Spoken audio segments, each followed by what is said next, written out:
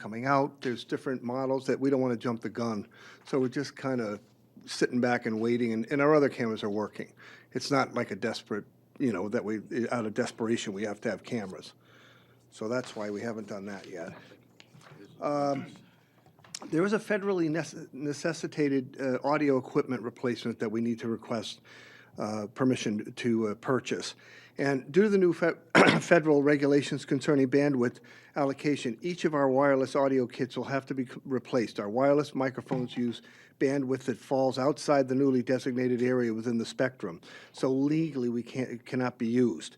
To satisfy these new regulations, we ask your approval to use the funds in the amount not to exceed $6,500 to replace our existing audio kits that will become illegal to operate during the next year.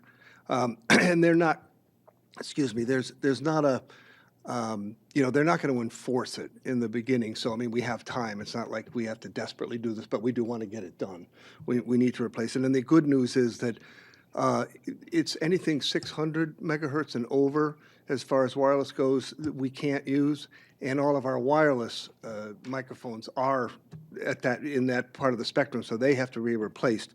But the wireless microphones up in the auditorium are under that, so we don't have to replace. So that's the good news. We don't have to replace all of those microphones. So that's what we would ask. And excuse me, Mr. Bennett, did you tell me that the microphones here are okay? Because These they're are not okay, yes, wireless, because they're not right? wireless, so Thank you. so we're good with that. As far as operations, we had 1,252 cable casts total in December. Of this, 15 were live events, and of this, 5 were Education 99 and 10 were Government 16. Excuse me. Of the 1,252 playbacks, Public 96 had 611, Education 99 had 419, and Government 16 had 266. And now I'll pass it over to Pete for education.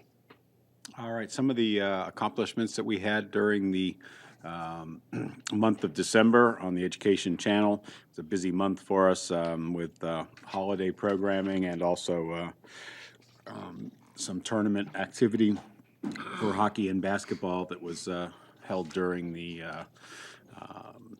week between Christmas and New Year's. So on the 8th, we did the City Hall tree trimming and music by the Fairgrounds Middle School Select Chorus. On the 13th, we did the Broad Street Elementary School Winter Concert. Also on the 13th, we were at the Nashua High South Santa Fund Concert. 14th, we did the Bishop Girton Christmas Concert. 15th, recorded the Bicentennial Elementary School Winter Concert. Also on the 15th, we were at Amherst Street Elementary School for their concert. And also on the 15th, we recorded the Judge Broderick, who came and spoke to students at Nashua High North, and then the following Monday at Nashua High School South. Then on the 18th, we recorded Mount Pleasant Elementary School Winter Concert.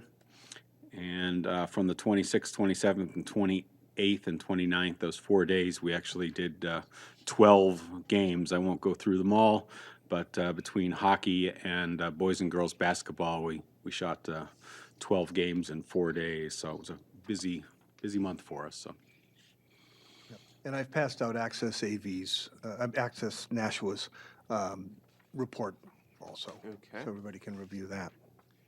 Is there a, well, first, I'd like to note that Alderman Ernest Jett joined the meeting. This is, Jetty, sorry. I think this is the first time that we've had an alternate and the aldermanic representative both show up to a meeting, so we especially welcome you. Thank you. So, all right. Is there a motion with regard to the reports from PEG manager and the education access manager? Mr. Chairman, I make a motion, we accept the place on file. All right, motion to accept on place on and file. Second that. A second. Any discussion? Seeing none, all those in favor? Aye. All those opposed? All right. Just to go back to something that I overlooked on the agenda, the minutes from previous meetings. Yeah, I had sent those over the email the other day. Yes. So is there a motion with regard to the minutes? I'd move that we accept the minutes and place them on file from the December 8th CTAB meeting. Okay, there's a motion to accept and place on file. Seconded. Any discussion? Seeing none, all those in favor? Aye. All those opposed? All right, motion passes. Okay. Mr. Lucius, do you have anything for us? Report, other than what Mr. Johnson provided in his report. Okay. Moving on, there is no old business, new business. Is there a motion with regard to the microphones? Mr. Chairman, I'll make a motion that we authorize the expenditure not to exceed $6,500 for the purchase and replacement of the existing wireless microphone kits to come into federal compliance. Okay, there's a motion. Second. Made and seconded. Okay, so discussion. All right. One quick Chief. question. Jeff, with these wireless mics, does that have anything to do, or will it integrate with the new cameras you're looking for? Or? Yes. So, Yes, so it'll all come as one unit, or? No, they'll be separate, but specifically, it's really the bandwidth that the wireless microphones take, so the camera will accept them. It's just that what we've got now is in a bandwidth higher than what we legally can use. Okay, Because they've allocated the spectrum, that part of the spectrum, to other things. okay. All right. Note also that the microphones in the studio get an awful lot of use. So in replacing those, we're actually replacing them with much better units than we had initially. So we'll see a marked improvement in the sound quality from the shows that are recorded in the studio too. So. Okay. Any further discussion? If not, all those in favor? Aye. All those opposed? All right, motion passes. And I'd like to note that our representative from Access Nashua, Dick Gagnon, arrived. We've have a paper copy of your report. Is there anything that you'd like to add? No, just that it's,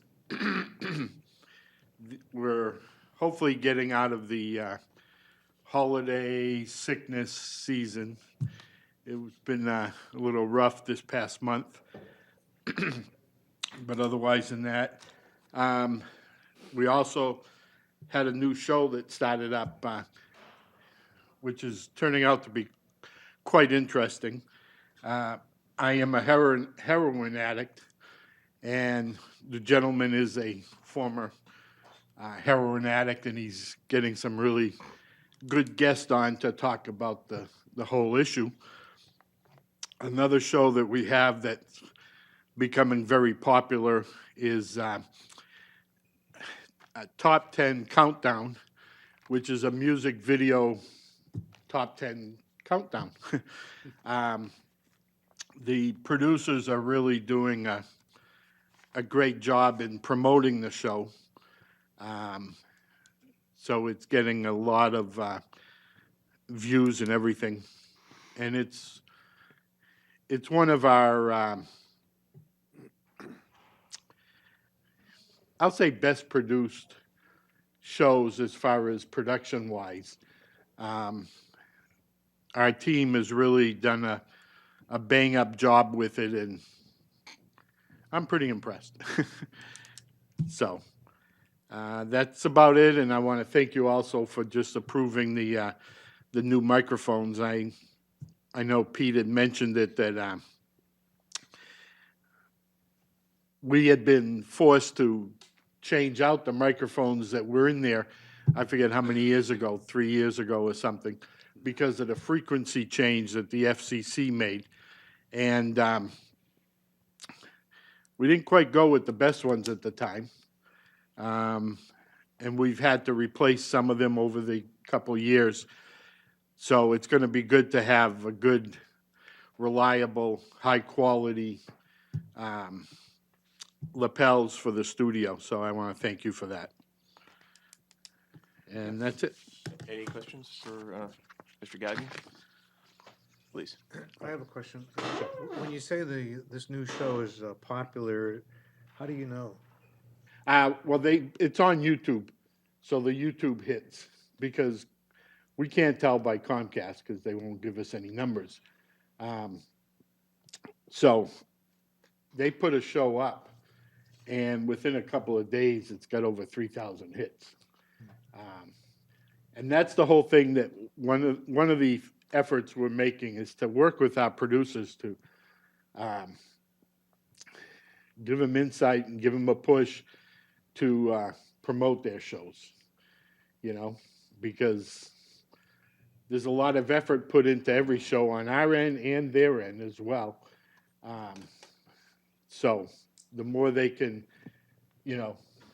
tweet it out and Instagram it out and Facebook it out and whatnot, the better for them, so.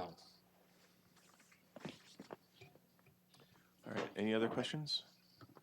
All right, if not, note for the record that Sally Highland and Jennifer McCormick have both joined the meeting. If there are, well, still no members of the public present, I don't think. Remarks from members. Members have any? Chief. Early on, Mr. Leishus welcomed Alderman Gidge. I'd like to welcome Alderman Jettie to the CTAB committee. Yes, indeed, welcome. Thank you. Any other comments? Alderman. Obviously, I'm brand new, so please forgive me if I'm asking questions that are too basic. But are we in charge of the when you put on channel 16 and there's that running display and there's a voice over? Are we in charge of that? Yes. Well, I mean, we produce that. Well, Mr. Painter produces that. You mean as far as the community television goes? Yes. I mean, we run those.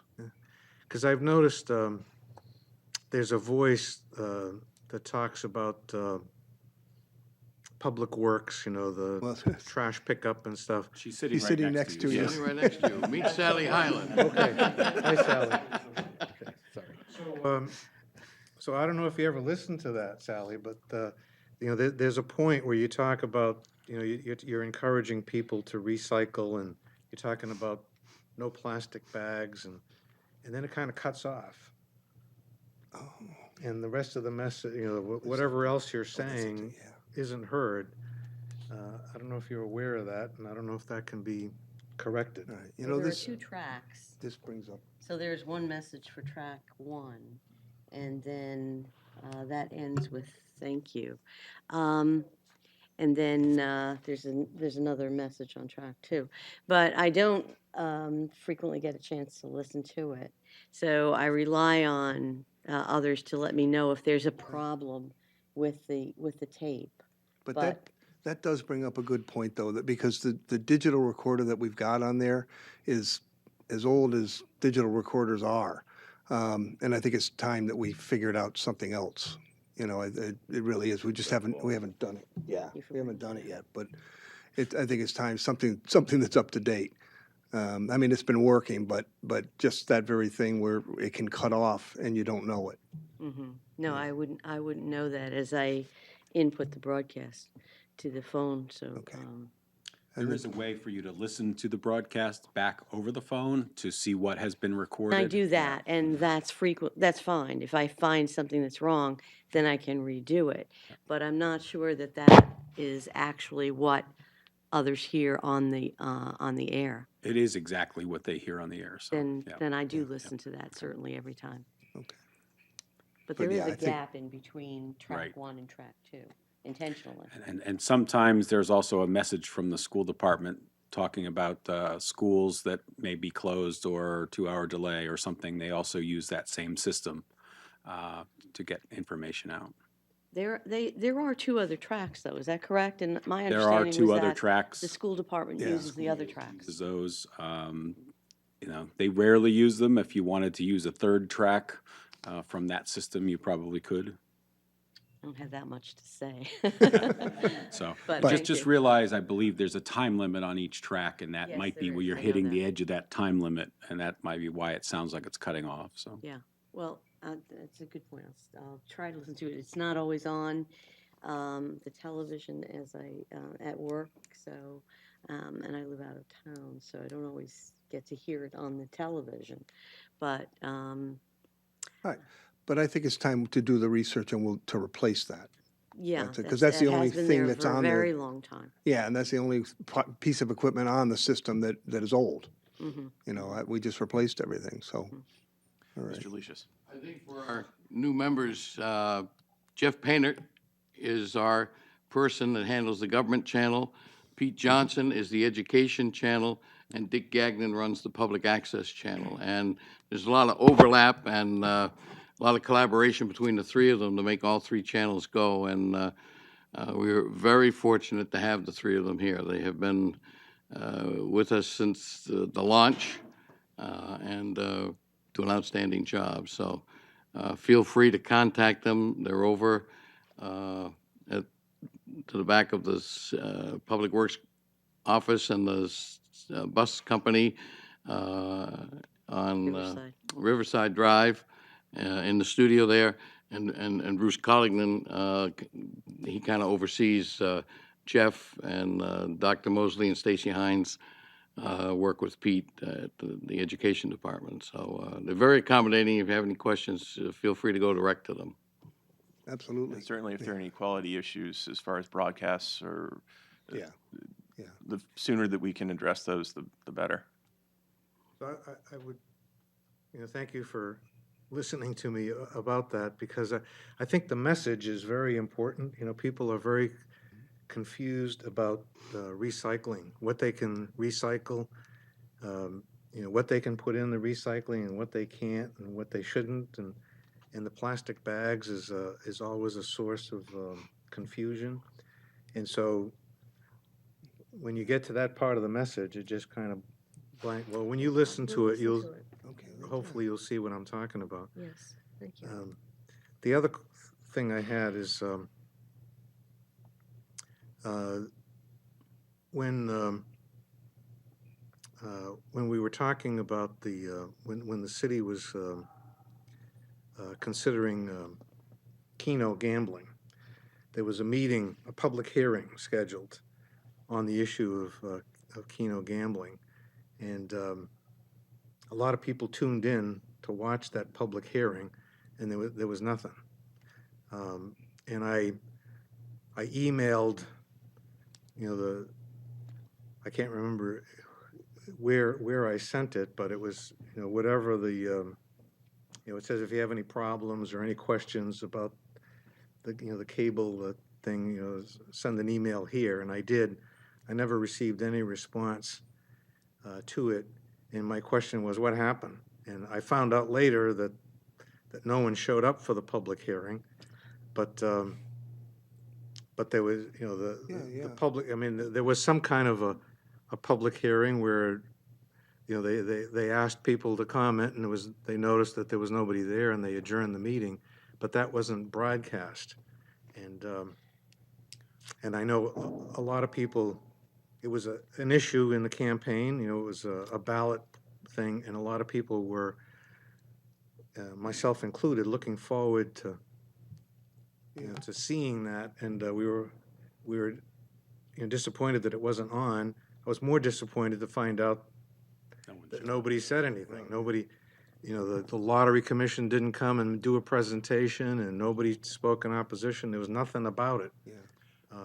Jeff, it might be good if you explain the procedure as far as how things are broadcast, identified for broadcast. Right, I And mean, normally, because I don't know of that, I mean, I have to look it up, find out about it.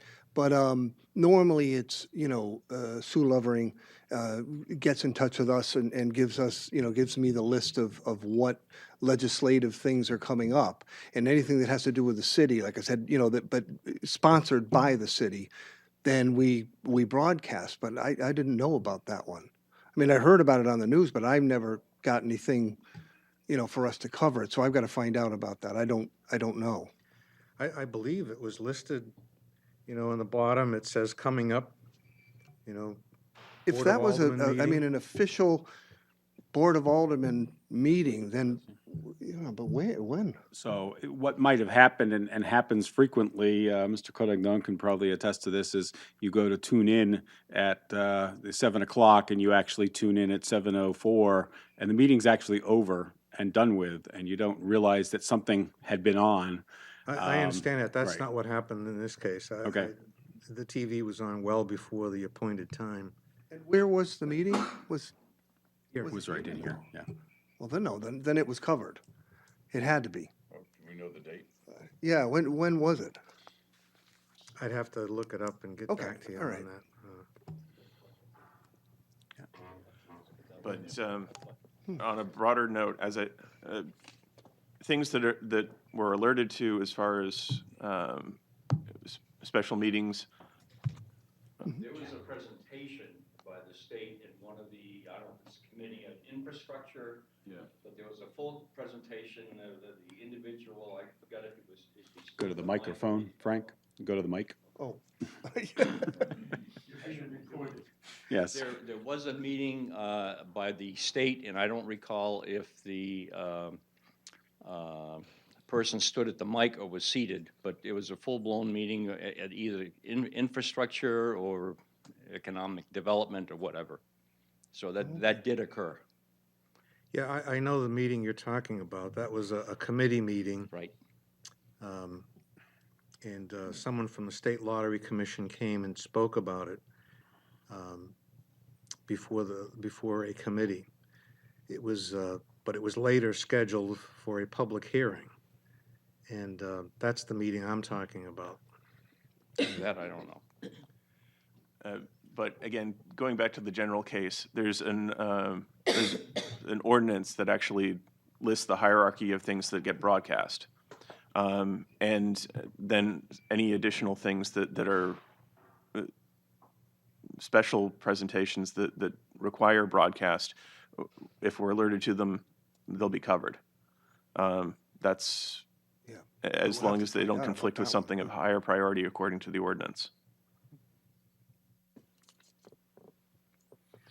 Okay, well, I'll look up and I'll give you the date and Okay, maybe you can. I'll find out what happened.